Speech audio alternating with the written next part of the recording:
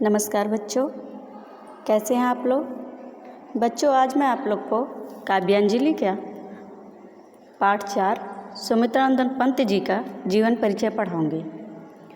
प्रकृति चित्रण के अमर गायक कविवर सुमित्रानंदन पंत का जन्म 20 मई 1900 ईस्वी में संवत 1957 को अल्मोड़ा के निकट कौशानी नामक ग्राम में हुआ था। जन्म के 6 घंटे के बाद ही इनकी माता का देहांत हो गया। पिता तथा दादी के वात्सल्य की छाया में इनका प्रारंभिक लालन पालन हुआ। पंत जी ने 7 वर्ष की अल्पावस्था से ही काव्य रचना प्रारंभ कर दी थी। पंत जी की शिक्षा का पहला चरण अल्मोड़ा में पूरा हुआ। यहीं पर इन्होंने अपना नाम गुसाई दत्त से बदलकर सुमित्रानंदन पंत रख लिया। सन 1919 ईस्वी में पंत जी अपने मझले भाई के साथ बनारस चले आए। यहाँ पर इन्होंने क्वींस कॉलेज में शिक्षा प्राप्त की।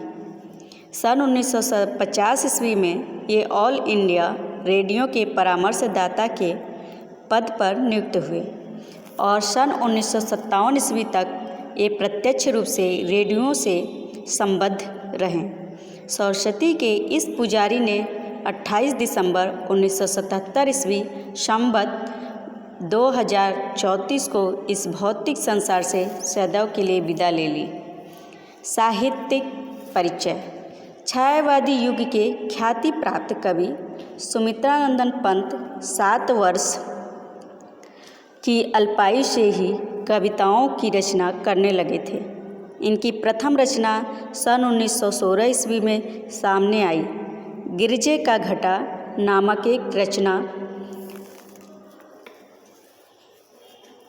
पश्चात ये निरंतर काव्य साधना में तल्लीन रहे। सन 1920 ईस्वी में इनकी रचनाएं उच्छ्वास एवं ग्रंथि प्रकाशित हुई।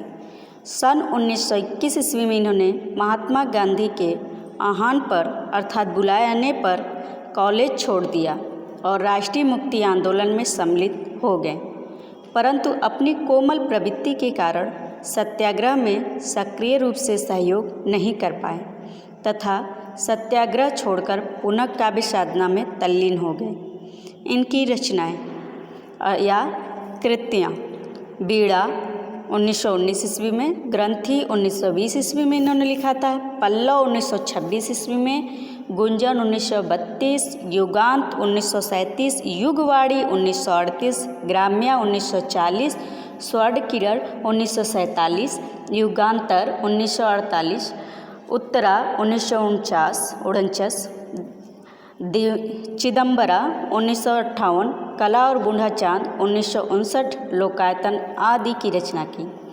गीतनाट्य, ज्योत्सना, रजत शिखर, अतिमा, उपन्यास, हार, कहानी संग्रह इन्होंने लिखा था 5 कहानियाँ।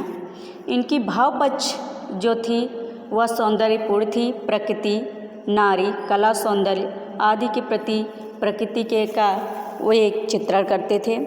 भाषा इनकी जो है सरल सुबोध थी, चित्रात्मक, संगीतात्मक एवं सामंजस्यपूर्ण थी।